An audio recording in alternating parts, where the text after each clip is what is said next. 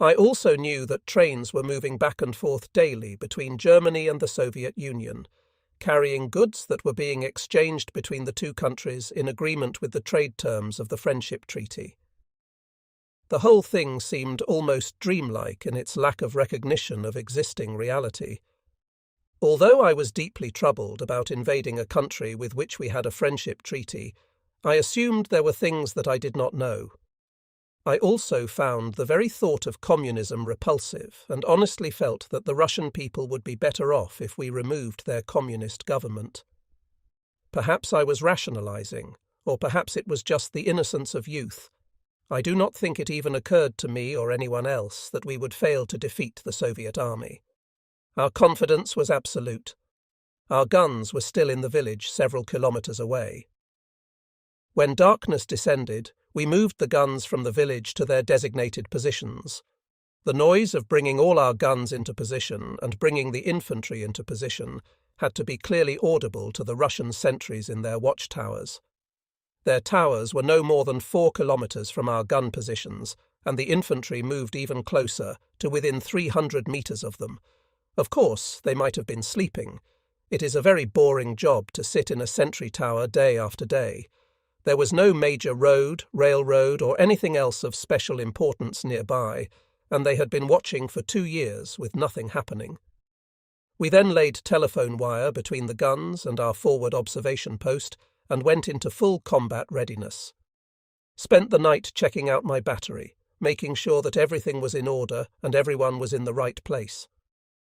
I realized only now that the same thing must be happening for hundreds of kilometers along our border with Russia.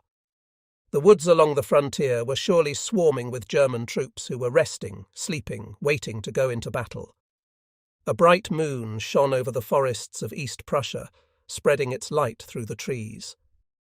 It was the same moon that had watched countless other battles through the ages. The same moon had shone when the Persians marched into Greece, when Napoleon marched into Russia, when the Kaiser's army fought in France. A few kilometers away, the village that would be our first objective lay sleeping, bathed in the comfort of soft moonlight. The scene was like a beautiful painting, but the reality would soon be very different. War was about to fill the new day with noise, fire, smoke, rubble, lead, corpses, and the blood-stained bandages of the wounded. Those who lay sleeping now would not soon go to sleep again with the sense of peace they now knew. The strong scent of pine needles permeated my consciousness as I wandered among the 180 men of my battery, checking things out. From somewhere in the moonlit night came the slow, mournful hoot of an owl. I became more aware of the men as individuals than I had ever been before. Some were timid, others brash. Some were gloomy, others easily amused.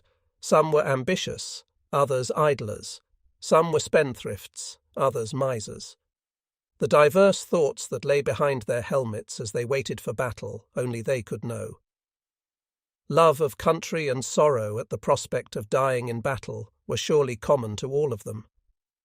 One soldier was humming softly to himself in meditation. Some were no doubt full of foreboding, and others were thinking of home and loved ones. The men were strong and sure of themselves. They had practiced constantly, and they knew they could do their job well. Their confidence was total, like that of a diamond cutter taking a chisel to a priceless gem. Now they sat about in groups, joking bravely about everything except what lay immediately ahead of them. I was confident the world had never seen anything like them. Their native intelligence, their conditioned bravery, and their practiced skills would flow into one channel and coalesce, and when that happened they would be unstoppable. Lieutenant Steinbach was circulating among them, joking with them and trying to relax them. I checked our forward observation post, where Yashke and his battery troop were waiting. Yashke seemed a little edgy, so I tried Steinbach's approach of joking and laughing with him and his men. His radio man, Gefreiter Selter, and his telephone man, Oberkanonier Hugenberg, seemed more relaxed than Yashke was. At the designated time in the very early hours of June 26, 1941, my battery opened fire on the small village of Sasnia, a few kilometers from our guns. I was not in the front line with the infantry, but at a little hill about a half-kilometre away, which I thought would be a good place from which to watch the effectiveness of our fire. I could see our shell bursts clearly from my observation post, as well as the oily black and yellow smoke that rose from them. The unpleasant, peppery smell of burned gunpowder soon filled the air as our guns continued to fire round after round. After 15 minutes we lifted our fire, and the soft pop-pop-pop of flares being fired replaced it as red lit up the sky, and the infantry went on the attack. As the infantry moved forward, the morning darkness was filled with the sounds of shouting, the crack of rifle shots, the short bursts of machine guns, and the shattering crashes of hand grenades.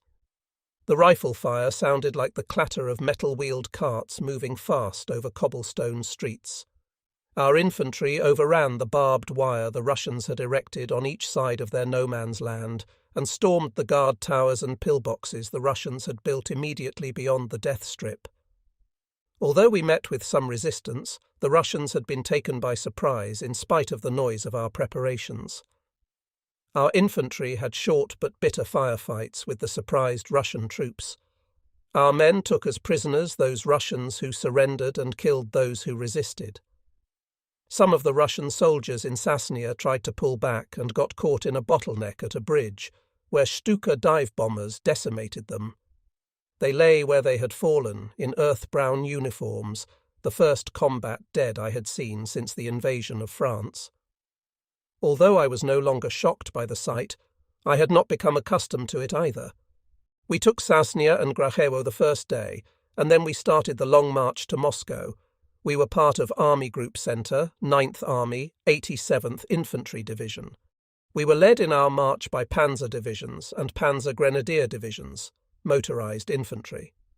Army Group North, and with it my brother, Fritz, moved out toward Leningrad, and Army Group South moved out toward Stalingrad. We followed behind the panzer and panzer grenadier divisions because we could not keep up with the tanks and motorised infantry. Because of the length of the Russian front, horse-drawn artillery was part of the attack group in Russia instead of being reserves as we had been in France. We did not have enough mechanised artillery to man a 2,500-kilometre front, so horse-drawn artillery had to be used. However, the units that advanced quickly were mechanised. This was blitzkrieg, but not as it had been in Poland and France, where the whole front advanced quickly. In Russia, the mechanised forces were like arrows that went out ahead of the rest of us. After our first battle at Sasnia, I stayed close to the infantry battalion commander I was supporting, Major Kreuger, so we could both see what was going on and coordinate our actions on the spot. From that day on, whenever we went into action, I was at his side. In addition to Sasnia and Grajewo, we took Osowiec, Bialystok, Grodno and Lida the first week, covering well over 200 kilometres. When we went through Bialystok, which had formerly been part of Poland, Polish civilians in a church service applauded us. They were very happy because they had not been permitted to conduct church services under the Russians, and they felt liberated. As our tanks and motorised units moved far out in front of the horse-drawn artillery and non-mechanised infantry, the 87th Infantry Division virtually became a reserve division, although we were not designated as such. When the mechanised units ran into heavy resistance, we would catch up and help crush the resistance. The Russians generally resisted only when they reached high ground or a river. When our mechanised forces encountered no resistance, we fell behind again. The Russian Air Force had been practically destroyed on the first day of the invasion, so we could march unmolested during the day. Our forward scouts, usually motorcycle troops, went, ahead of us, reconnoitring. When they drew fire, the Point Battalion would immediately spread out. The troops behind the Point Battalion would also spread out from the road on which we were marching. Once we knew how strong the resistance was, we would prepare an attack. We would have an idea how strong the resistance was from the type of fire we received. The first fire would always be rifle fire, and sometimes machine gun fire, but the type of fire that followed, mortar, tank, artillery, would tell us a lot about how strong the resistance was. We would then make decisions on the basis of that information. Interestingly, the forward scouts were rarely killed, and far more often than not they were not even hit. The Russian soldiers firing at them were usually not there to fight, but only to stop us momentarily and then very quickly get back to report to their superiors what they had seen. These Russian soldiers would be very nervous and eager to run, because they knew that as soon as they fired and disclosed their positions, we would open up on them. They were actually more likely to be hit than our scouts were. Because of their eagerness to fire quickly and run, their aim was rarely accurate. When we encountered a prepared line of defence, we would not only spread out, but also dig in. Then we would probe to see how long the defence line was and how strong the resistance was. We would study our maps to see if there were rivers and bridges, or what the terrain might present in the way of obstacles or advantages. The corps staff would also get reports from the divisions to the right and left of us, so the big picture would start to form. If it proved to be a line we had to break through, the point battalion would be reinforced and an attack would be prepared. We would launch the attack at dawn the next morning. The prepared defensive position would usually be several successive lines of trenches. When our attacking force overran the first line of trenches, the surviving Russians would stand and raise their hands. The second wave of our attacking force would collect the survivors and the wounded and send them to the rear. This process would continue until all the successive defensive lines had been taken. When night fell during a fight, whether the battle stopped or continued into the night depended on whether there was enough moonlight to continue, as well as upon the weather and terrain and our intelligence gathering through reconnoitring. Sometimes we would deliberately stage a night attack if our infantry was familiar with the terrain from the day's fighting, and if we in the artillery had directed fire during the day and knew where our targets were so we could shoot blind. Usually, however, the fighting stopped at night. With the fall of night, the infantry would send out probing patrols to locate the enemy's latest defence line and try to take prisoners so we could learn from them the enemy units that were opposing us. They would move forward until they drew fire, and then they would try to flank the position that had fired at them. If they were lucky, and if they did not get hit when they were fired upon, they might surprise an enemy soldier and take him prisoner. The prisoner would be sent back to the division, where an interpreter would interrogate him and try to find out the identity of the units facing us, how well equipped they were and how long they had been in combat. We covered 30 to 40 kilometres a day at first. I was in the saddle every day from dawn to dusk during this period. If there was no resistance, we would have 3 or 4 people on bicycles or motorcycles go ahead of us to the village or kolkhoz, collective farm, that was our goal for the day and prepare for our arrival. The infantry would be in the villages ahead of the artillery so that if an attack was planned for the next day, everything would be in the correct order. We would post sentries around the village so no one could approach without being detected. Sometimes, instead of stopping for the night, we would stop in the evening for a rest break of an hour and then keep marching through the night because it kept the enemy troops on the run and did not allow them to regroup.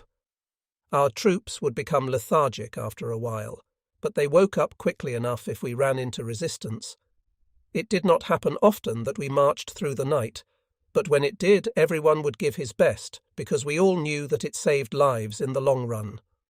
While we were still in the Russian-occupied area that had formerly been Poland, an event occurred that demonstrated to me what the years of Nazi Party propaganda had done to otherwise decent German people. While doing some of my paperwork one evening, I was distracted by shouting. I recognized the voice as Hauptwachtmeister Schnabel's and went to investigate. I found him in a school building with a middle-aged Polish civilian. He was not only shouting at the man, he slapped him in the face. "Schnabel!" I shouted. "Jawohl, Herr Oberleutnant," he responded, coming to attention. "What do you think you are doing?" I demanded. "But he is a Jew, Herr Oberleutnant," Schnabel assured me. "I don't care what he is or who he is. As long as you are under my command, you will not mistreat anybody," I ordered. His actions were obviously the result of the incessant anti-Jewish propaganda of the Nazi government.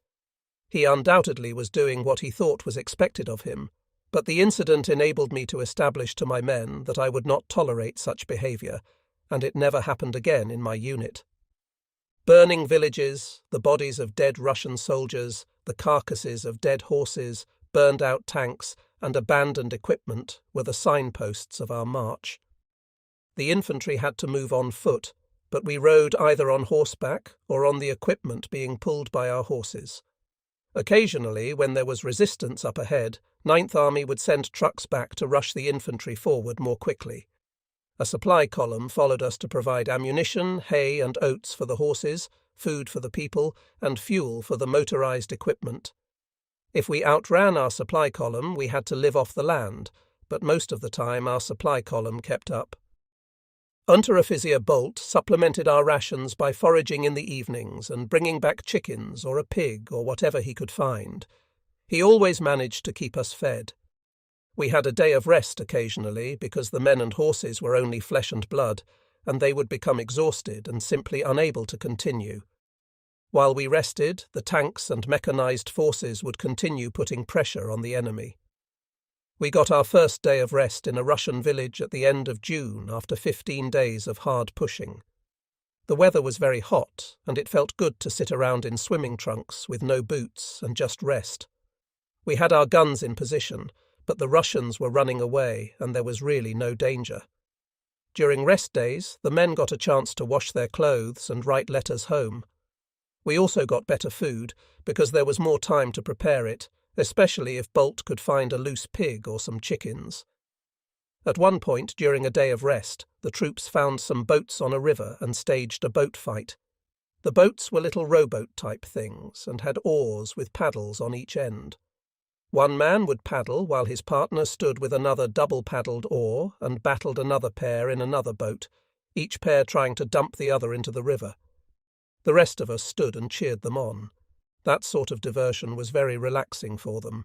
They would always find a way to relax and have some fun. Once, during a day of rest, we had a ceremony at which decorations were awarded. I was awarded the Iron Cross First Class on this day for helping to break enemy resistance during the first week of the invasion. Major Kreuger recommended me for this because he felt that my willingness to risk my life to direct the fire of my battery from the position of his Point Infantry Company had saved the lives of many of his men. We had started taking prisoners from the first day of the invasion. The infantry brought them in by the thousands, by the tens of thousands, and even by the hundreds of thousands.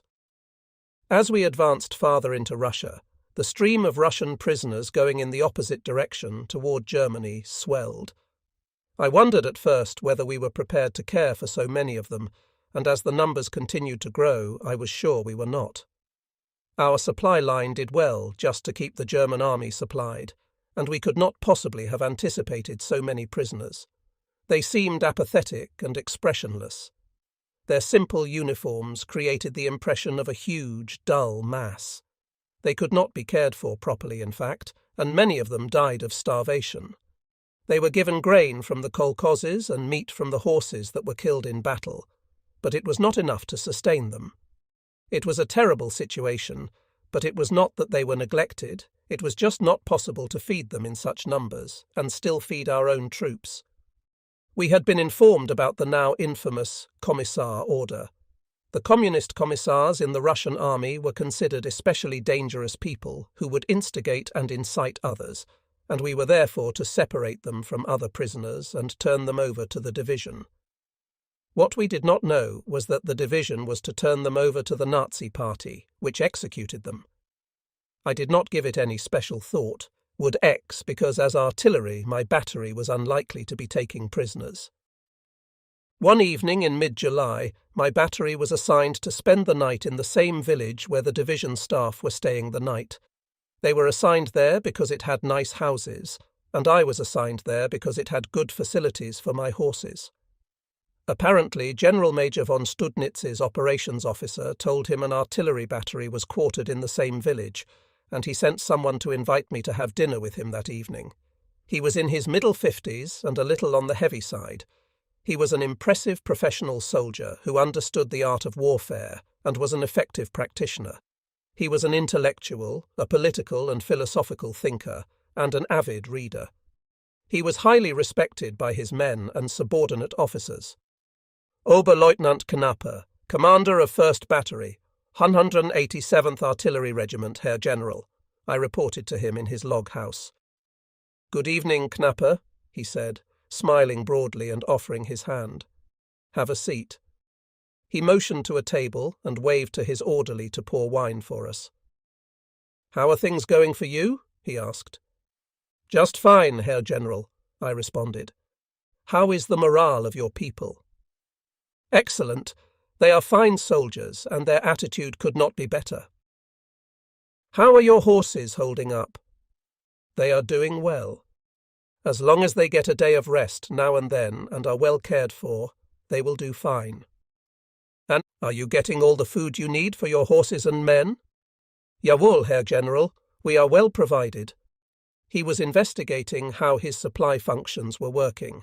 We were his forces, and he had to use us to achieve his objectives. I gave him an honest and objective picture of my situation. Up to that time, I'd had few losses, and he was pleased with that. He looked pensive for a moment. How do you think the campaign has gone so far? He asked. Great, I said enthusiastically. Everything seems to be going according to plan. He did not respond for a moment, his thoughts seeming to be far away. I was in Russia during the last war, he said finally. I have experienced the Russian winter. It is savage, like nothing we have ever experienced. It will come, and it will come soon. We are just in this little part of Russia. We have a vast empty country ahead of us, and if we do not take Moscow before the weather turns bitter cold, I worry about what will happen. He was clearly not optimistic. I was amazed, because it could not have been easier up to now, but I knew he was intelligent, experienced, and capable, and I began to tone down my own optimism after that. If someone had overheard our conversation and reported it to the Nazi Party, it could have cost General von Studnitz his career. His remarks could have been interpreted as defeatist, and the Nazis dealt severely with defeatism. During this period, we spent most of our time marching, only occasionally meeting resistance. As we marched, we moved over deeply rutted dirt roads, through patches of loose sand and clouds of dust. Our feet sank into the sand and dirt, puffing dust into the air so that it rose and clung to us. The horses, coughing in the dust, produced a pungent odour. The loose sand was nearly as tiring for the horses as deep mud would have been. The men marched in silence, coated with dust, with dry throats and lips. Such conditions exhausted the horses and men if we were not extremely careful. In some villages, May Day decorations were still up, and we wondered at first if the villagers were celebrating our arrival. We had heard of Russian peasants welcoming the German army as liberators, especially because the Soviet government would not allow them to conduct church services. We passed burned-out German and Russian tanks and downed airplanes. As we marched through Russia, we began to acquire an appreciation for the vastness of the country. In some forested places, the earth was squeaky and springy beneath our boots. The leaves on the surface were light and brittle, but underneath them lay leaves that had withered many years before and created a brown, spongy mass in which many tiny insects scurried. In other places, dead, brittle underbrush crumbled beneath our feet. The forest smelled musty with old leaves, and the trees were full of noisy birds. The living trees usually smelled fresh and damp, and the odour of the dead trees was dry and rich. In the open, the sun warmed the earth, as well as buttons, belt clasps, harness rings, and anything made of metal. Yellow butterflies, blue-black beetles, and small brown ants were common. Grass snakes rustled through the grass, practically invisible. Grasshoppers were plentiful and could not seem to tell a moving soldier from a stationary tree, often hitching free rides. Swarms of gnats plagued us, and darting flies were everywhere. As we marched, low hills would emerge from the horizon ahead of us and then slowly sink back into the horizon behind us. It almost seemed that the same hill kept appearing in front of us, kilometre after kilometre. Everything seemed to blur into uniform grey because of the vastness and sameness of everything. We traversed treeless plateaus that extended as far as the eye could see, just one vast open field overgrown with tall grass. We encountered grain fields of unimaginable vastness that sometimes concealed Russian infantry. Fields of sunflowers stretched for kilometre after weary kilometre. In other places, we encountered immense forests that were like jungles in the density of their tangled underbrush. We struggled through marshes in Byelorussia that were as large as 2 German provinces. Shortly after my dinner with General Major von Studnitz, we arrived at Minsk, the capital of Byelorussia and a large city. A square in the centre of the city contained a statue of Lenin that had been about 10 metres high. It had been pulled down and Lenin's head had broken off. We did not know whether our troops had pulled it down or Russian civilians had done it when their military retreated. Minsk was deserted, like a ghost town. The only sign of life was German military traffic. We did not stop. From Minsk on, we were on the post road that ran from Warsaw to Moscow, through Grodno, Minsk, Smolensk and Vyazma. This was the same post road Napoleon had taken to Moscow. The road gave me an eerie feeling, perhaps because of its age and the fact that Napoleon's army had walked on the same cobblestones that we now marched on. It was a 2-lane highway with deep drainage ditches on each side. It had a cobblestone surface, which was not the best thing for the horses' feet, because it was so rough and would cause stone bruises on their heels. Altogether, we would be on the post road for approximately 700 kilometres, from Minsk to Moscow. Over 200 years old, the post road was just wide enough to allow 2 vehicles to pass.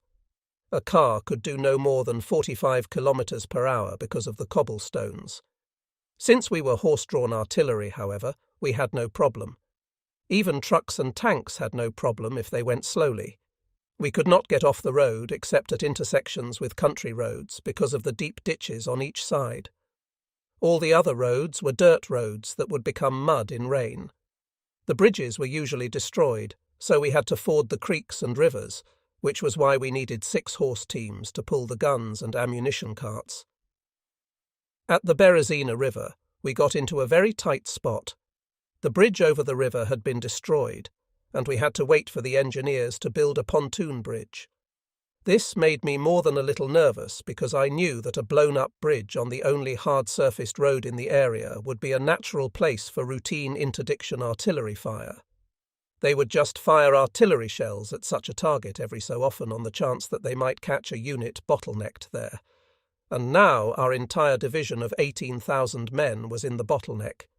If we were to be attacked by artillery, the infantry would be able to get off the road and take cover, but with horses hooked up to the guns and wagons, the artillery would not. We would have to just stand and take our casualties. As we waited, it happened. The dreaded whining noise assaulted our ears and swelled rapidly to a fearful roar before a heavy artillery projectile exploded nearby with a shattering crash. A fiery blast of wind swept along the ground, carrying with it the ugly scent of burned gunpowder.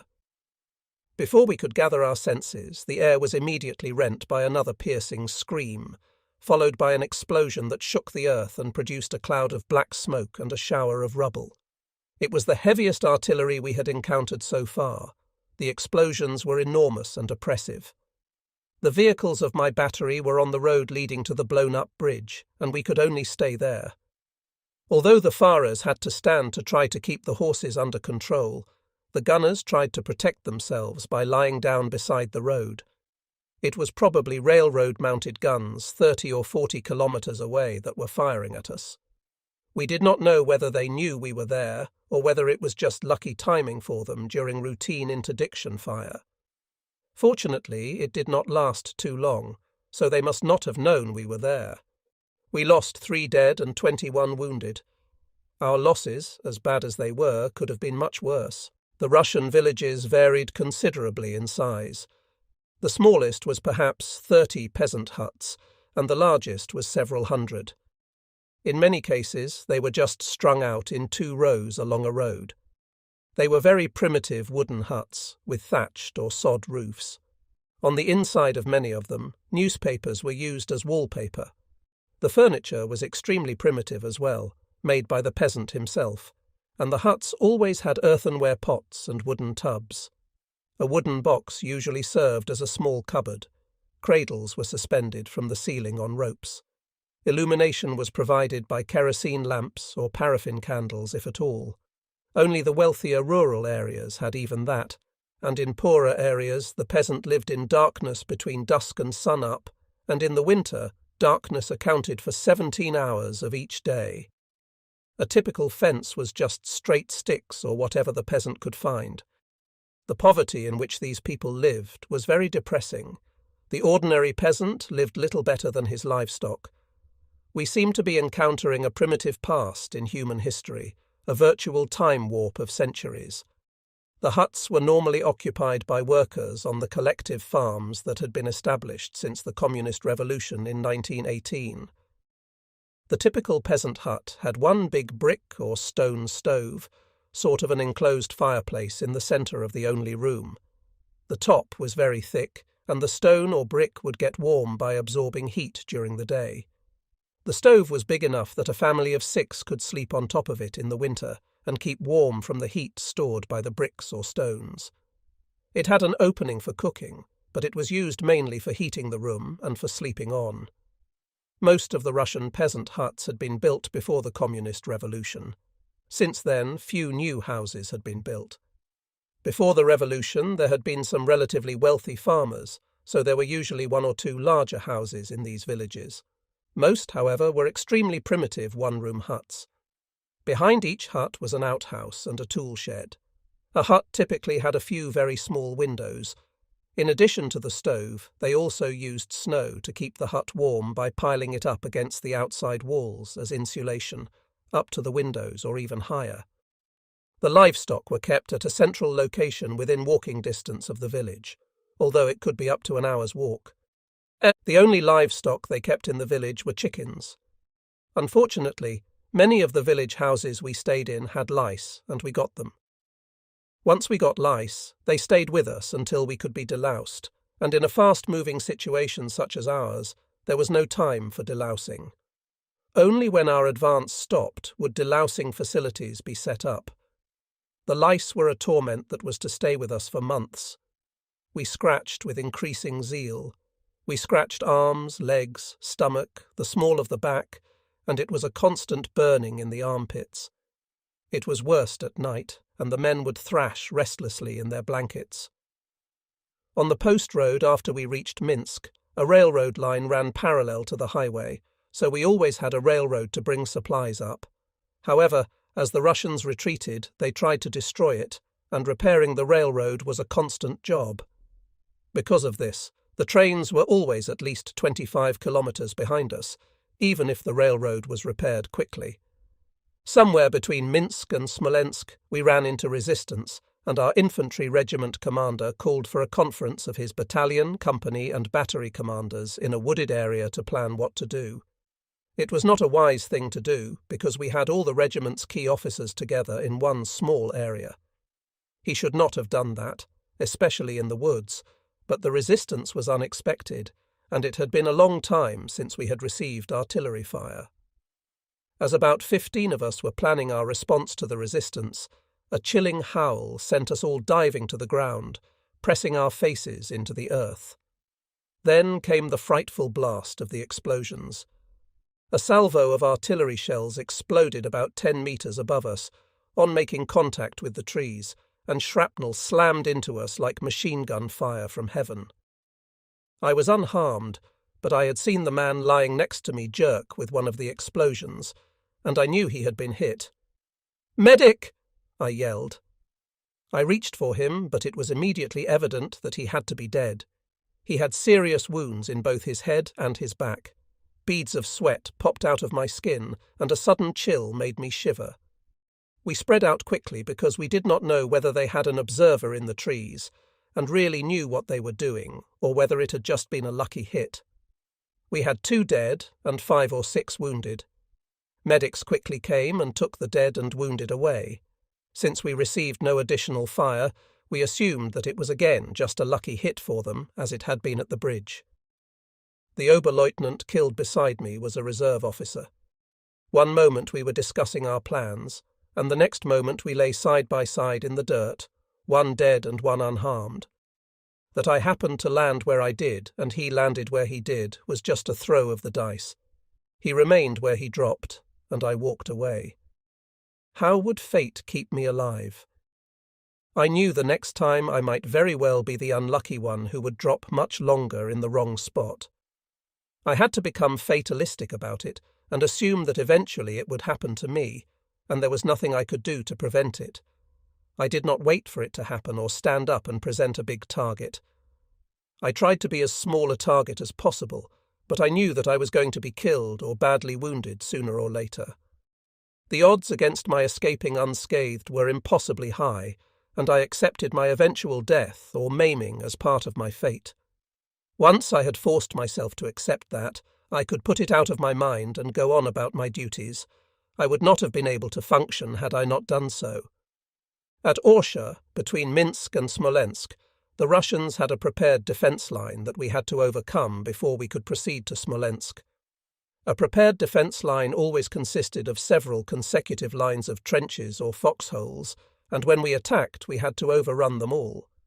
The standard procedure in all combat until now was that when attacking infantry passed over the first line of trenches or foxholes, the enemy soldiers who had been overrun and were still alive and not badly wounded would stand and raise their hands in surrender to the soldiers advancing behind the first line of attacking troops.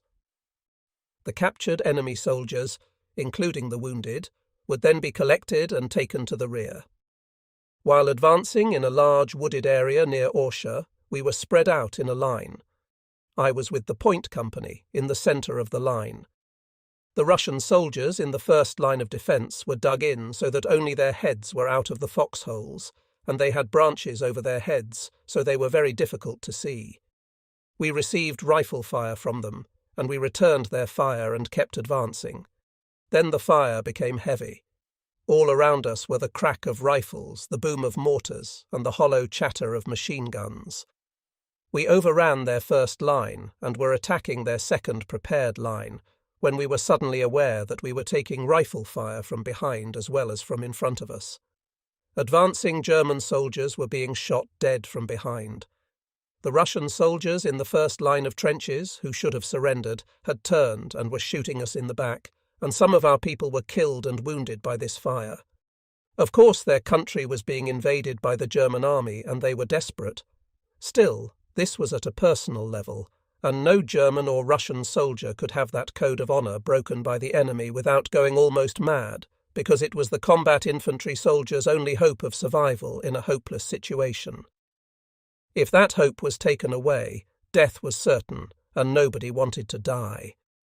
In a combat situation, the soldier is under inhuman stress to begin with, and when he sees a friend he has been sharing his life with suddenly drop because he was shot in the back, it is too much. Men who share combat become brothers, and this brotherhood is so important to them that they would give their lives for one another. It is not just friendship, and it is stronger than flag and country. Our soldiers went berserk, and from that point on during the attack they took no prisoners and left no one alive in a trench or foxhole. I did not try to stop them, nor did any other officer, because they would have killed us too if we had. They were out of their minds with fury. If the Russian soldiers had put down their weapons and stood up with their hands raised, they would have been collected and marched to the rear, as had always occurred in the past. Their cause was lost. They could only be taken prisoner. They were all killed, without mercy. That evening was a turbulent one for me, because I had never before experienced such brutality in combat. It was a quiet evening after such savageness, with blue-grey smoke rising from our field kitchen as burning logs crackled under the coffee and tea. Dusk dimmed the birch and fir trees around us. Some of the infantrymen sat about, smoking and drinking coffee or tea from the field kitchen. Some ate their rations, some repaired their boots, some wrote to their wives or girlfriends or parents at a time when it would seem impossible for them to think or to feel anything but horror and exhaustion. They had clearly adapted to this new type of combat better than I had. Perhaps they felt avenged, We had buried our dead beside the trenches and foxholes where their surviving comrades were now writing letters, shaving, eating and washing in improvised baths. These young soldiers were just glad to be alive one more day. In fact, they felt almost astonished each evening to have survived another day. I was learning to know them, and I knew that when a friend was killed, it was as though some particle of life inside them had died. And yet amid the deafening roar and horrors of battle the next day, their dead comrade's voice still sometimes would make itself heard at strange moments. I went to Kreuger's command tent to prepare for the next day's attack, as I did every evening when we expected to attack the next morning. "Hello, Knapper," he said when I entered. He drew back from the map he had been studying and motioned toward a folding chair. He looked at me for a long moment. "You did not like what you saw today," he said finally. It was not a question. "No," I admitted, "but I understood it." He looked at me for a long moment again, as if to see if my actions and facial expressions matched my words.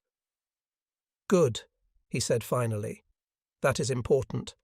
There is nothing you or I or anyone else can do about an incident like that. The Russians took control of the situation out of our hands." "Jawohl, Herr Major," I agreed. "About tomorrow morning." The weather was dry and very hot. The days were long and the nights were short during the summer. June, July and August gave us good weather in spite of the extreme heat, and we marched endlessly across this land of boundless expanses, this land with which none of our memories were linked. Every day of marching was just like every other day. It turned very hot in late summer, and the heat and insects did not go away at night. Nothing could have prepared us for the mental depression brought on by this realization of the utter physical vastness of Russia. Tiny little doubts began to creep into our minds. Was it even possible that such vast emptiness could be conquered by foot soldiers? Occasionally, some of the peasants would still be in the villages when we arrived, not having had time to flee. They would be women, children, and old men, because everyone else had been drafted. Only when we went forward very fast would we find these people. They would be either those who could not get away or those who did not want to get away. They were never mistreated in any way by the combat troops, and they showed no outward hostility toward us. They seemed to be neutral, and some actually greeted us.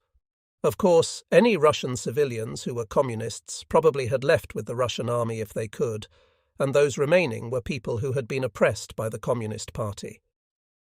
The only hostility I ever witnessed from Russian citizens came when some of our soldiers laughed as they watched two children scratching themselves because of lice. Their mother became angry. "These are German lice. You brought them here," she said sternly.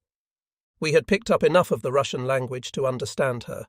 It was not true, because we had got the lice from sleeping in Russian huts, but I apologized for the men as best I could with the language barrier, and tried to appease her. Sometimes during the fighting the Russians would shell their own villages if we were in them. When that happened, the Russian civilians were in the same boat we were in, and in situations like that, nationality is not a factor. Survival is all that matters. We would all just try to protect ourselves, and we also protected the others if we could. They cooperated with us in extinguishing lights at night and keeping their windows covered. At times it became almost a conspiracy. I have a vivid recollection of lying on the ground near a peasant hut as Russian artillery shells exploded nearby. I slowly became aware of an elderly Russian peasant woman lying near me. When she saw me look at her, she smiled reassuringly. She reminded me of nothing so much as a mother reassuring her child. Smolensk had been pretty much destroyed by the time we got to it. The railroad station had been obliterated because it had been defended so fiercely. Hundreds of thousands of Russian prisoners had been taken there. Although we did not stay in the city, we were in the Smolensk area for about a week, resting, repairing equipment, replenishing worn-out equipment, shoeing horses, and recuperating in general. It was the first really extended opportunity that Obergefreiter Knecht and his assistant had had to make many badly needed permanent repairs to equipment, and to change shoes on the horses, except on an emergency basis. The cobblestone highway was very hard on both our equipment and our horses' feet. Knecht and his assistant put in some 16-hour days during this week. Theirs was no easy life. I wrote to Lilo every day while we rested at Smolensk to try to make up for the days I had not written during the march. I did not tell her about the killing and dying, or about the heat and the dust. I just told her of the beauty of the country around us and of the more interesting people I had met. Lilo represented beauty, civilization, and the finer things of life to me. I did not want her to know about the dehumanizing things I had seen during this endless trek across a nation where people were forced to live almost as animals. Writing these letters also helped me keep a balanced perspective. There is beauty to be found in even the most gruesome of circumstances. We launched a new offensive in early September. From Smolensk on, the Russian resistance grew stronger as we got closer to Moscow. Somewhere between Smolensk and Vyazma, our tanks and infantry had surrounded a huge number of Russian soldiers, although at the time we did not realize it. The infantry we were supporting encountered resistance, so my battery went into position to support them.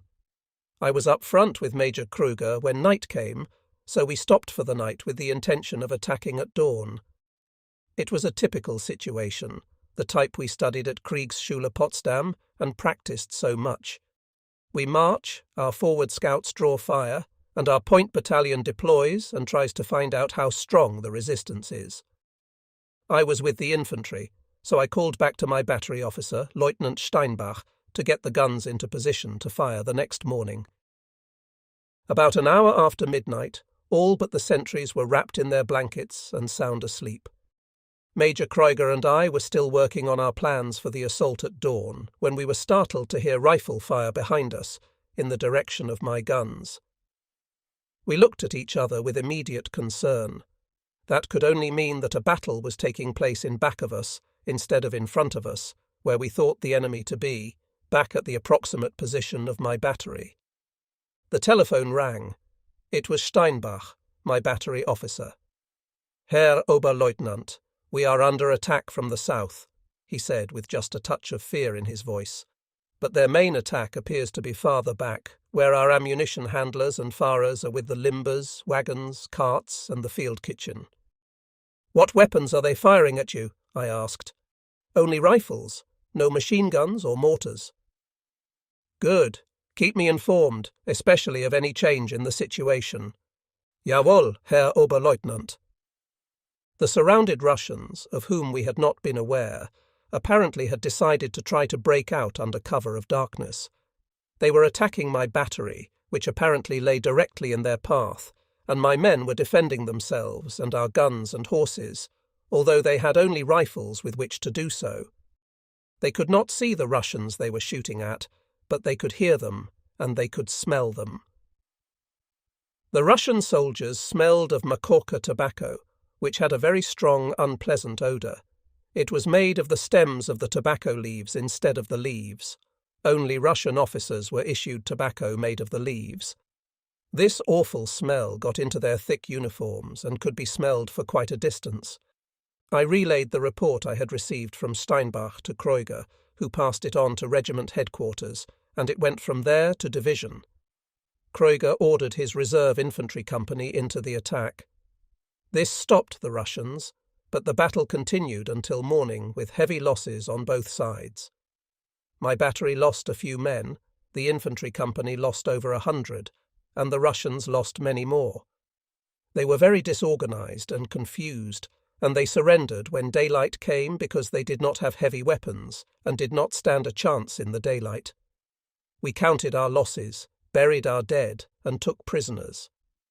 Hundreds of dead Russians lay everywhere. There must have been more than a battalion of them. It may have been a corps staff or something like that. We organized a defense line against the same thing happening again the next night, and then we stayed there a day or two, licking our wounds. By then, the resistance we had encountered in front of us the day before had been fought down to small mopping-up actions, and when we started forward again, even the small actions had been cleaned out. Because the division had taken a lot of casualties and needed to rest and replenish, we stayed here for 3 days. The mail caught up with us, and I received a letter from my parents with the news that my brother, Fritz, had been gravely wounded with Army Group North in September, about halfway to Leningrad. A bullet had entered his neck and lodged in his spine. He was paralyzed from the neck down, and the doctors could not remove the bullet without running the risk of killing him. He was in the hospital in Leipzig, where my parents and Inga visited him daily. In late September it began to rain, and mud started to become a problem for us. Wind whipped the rain into our faces and soaked our uniforms as we marched. Snow came in early October, but it was not cold enough for the ground to freeze, and everything turned to mud. By October 8th, the earth was simply a quagmire of mud. Great clumps of mud clung to our boots, and every step produced a smacking suction noise. It played havoc with the horses. We were also unprepared for the snow, because we had not received winter clothing. We reached Vyazma around mid-October. This was near Borodino, the scene of Napoleon's last big battle before he reached Moscow. Here our tanks were stopped by determined Russian resistance, and we caught up with them and fought the Russians in the same hills where Napoleon had fought them. The difference was that after Borodino, Napoleon had encountered no further resistance until he reached Moscow. Unfortunately, this was not true in our case. Kreuger asked his company commanders and me to meet with him in his tent shortly after we reached Vyazma. This was a rare occurrence, so we knew it was important. When the 4 of us had seated ourselves on the folding camp stools, we learned what was on his mind. "Gentlemen, from now on our division will be a front-line unit," he said.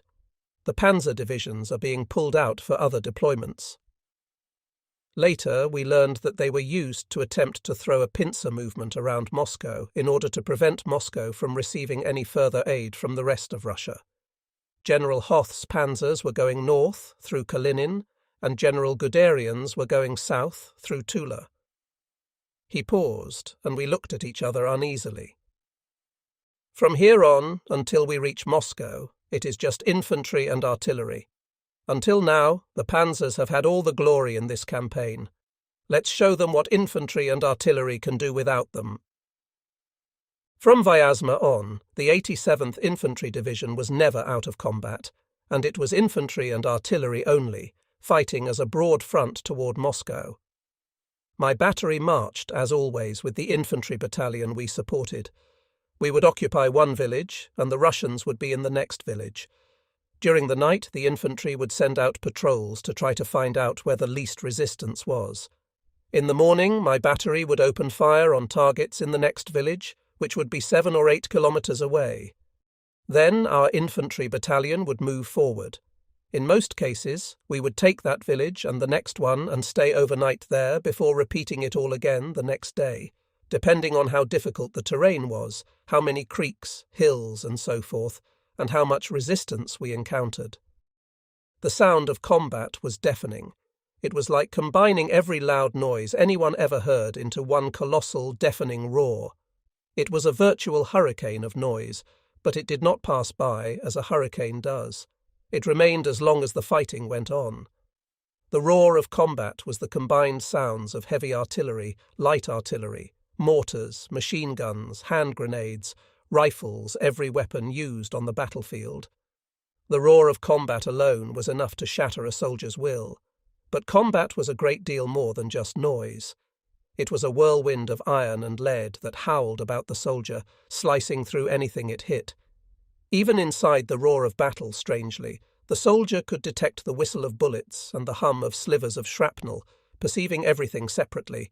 A shell burst here, the rattle of machine gun fire over there, an enemy soldier hiding behind cover in another place.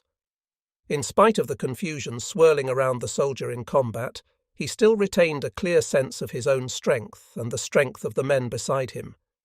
He felt an almost palpable sense of solidarity with his fellow soldiers. This was the brotherhood of the combat soldier. Improbable as life in combat was, after a while it became the only reality, and the combat soldier soon found it difficult to remember anything else. He would try to remember the face of a loved one, and he could not. The soldier on his left and on his right became the only reality, and now, in truth, the only loved ones. To the combat soldier, life became an endless series of hard physical work, raw courage, occasional laughter, and a terrible sense of living out a merciless fate that would inevitably culminate in his death or mangling. It was a hard fate for young men. Strangely, the more stalwart and robust-looking men were more likely to lose their nerve in combat than the supposedly weak ones. By late October, the mud was so bad that nothing could move in it. All movement stopped except on railroads and paved roads, which gave the Russians time to build up their forces behind the line. Even infantry on foot could move only with the greatest of difficulty. Nothing on wheels or tracks could move at all except on the post road or railroads. The only way we could move vehicles was to corduroy the roads with small tree trunks laid side by side to provide a solid surface. We established corduroy roads between our gun positions and our source of ammunition and supplies at division headquarters. Such roads were difficult footing for the horses, and the vehicles jolted over them, but at least we could transport supplies and ammunition. A hard freeze came on November 7th, which proved both an advantage and a disadvantage. We could move again, but now we were freezing because we still did not have winter clothing. We had the same field uniforms we had worn during the summer, plus a light overcoat. It seemed inexplicable that they could not get winter clothing to us. The quartermaster people were doing a good job of getting everything else to us, but no winter uniforms. We tried to spend the nights in villages so we could get out of the weather. In November, this far north, we had only 7 hours of daylight. We would start well before daylight and keep going long after dark because of the short hours of daylight. As long as we marched, of course, our physical movement kept us from freezing. The farers would keep the horses behind houses at night and strap blankets on them as well, to try to shelter them from the wind. The horses had winter coats of fur, which helped them, although a few of them died at night, for the cold. On November 12th, the temperature dropped to 11 degrees below 0 Fahrenheit. Even during the day now, we looked forward to passing through villages so we could warm up in the local peasant huts. When we reached the village that was our objective for that day, I left the infantry and went back to my battery to see how they were taking the cold. I found Steinbach in a hut trying to get warm. "How are the men doing?" I asked him. "They are freezing, Herr Oberleutnant," he said. "I am seriously concerned about the possibility of frost-bitten toes if this continues." I went outside and wandered among the men as they parked the guns for the night, in a position so we could fight if we had to, and fed, watered, and rubbed down the horses. I tried to inspire a little more confidence in them by my presence. I found Yashka helping to strap blankets around horses. "How are you doing, Yashka?" I asked. "We have to get all the men inside, Herr Oberleutnant," he said, "at least for part of the night. They will die in this cold if they have to stay out all night." I called Yashka and Steinbach together, and we arranged a schedule that rotated the men in and out of the available huts during the night. The Russians had a real advantage over us because they had warm felt boots and quilted uniforms, and we had only our thin overcoats, which did not offer much protection from the cold. The only reason we were ever given for not receiving winter clothing was that we were moving too fast. The reasons given for failure always sound plausible. Some of our soldiers took felt boots from dead Russian soldiers, but we did not dare risk wearing their heavier quilted jackets for fear of being shot by a Russian. Fortunately, we could pull the flaps of our field caps down to keep our ears from freezing. The men wrapped their blankets about themselves, over their overcoats and caps, and cursed those responsible for not providing us with winter clothing. The snow blew almost horizontally in blizzards that sometimes lasted all day long, with the wind piercing our faces with 1,000 needles. The cold numbed and deadened the human body from the feet up until the whole body was an aching mass of misery. To keep warm, we had to wear every piece of clothing we owned to achieve a layered effect. Each man fought the cold alone, pitting his determination and will against the bitter winter, We reduced sentry duty to 1 hour, then to 30 minutes, and finally to 15 minutes. The cold was, quite simply, a killer. We were all in danger of freezing to death. We learned now that getting warm in a peasant hut could be dangerous. The combination of newspapers on the wall and dried-out wooden walls set the stage for disaster. I was in one of them with several other people trying to get warm and talking about our next operation when all of a sudden the room burst into flames. Although we all escaped through the doors and windows, we learned then that if a fire was kept going in those peasant stoves for weeks on end, the whole hut became extremely flammable. The stove stayed hot and the walls stayed hot, and if the walls reached a flash point and someone struck a match to light a cigarette, the whole place would ignite. We stopped in a village to rest and get warm and plan our attack for the next morning. My Pferdehalter, Schmidt, had taken my horses to a nearby barn so they could get warm. It was almost dusk when we took Russian artillery fire. A familiar slow whine rose to a piercing howl, followed by a series of thunderous explosions that shook the hut. The hut I was in was not damaged.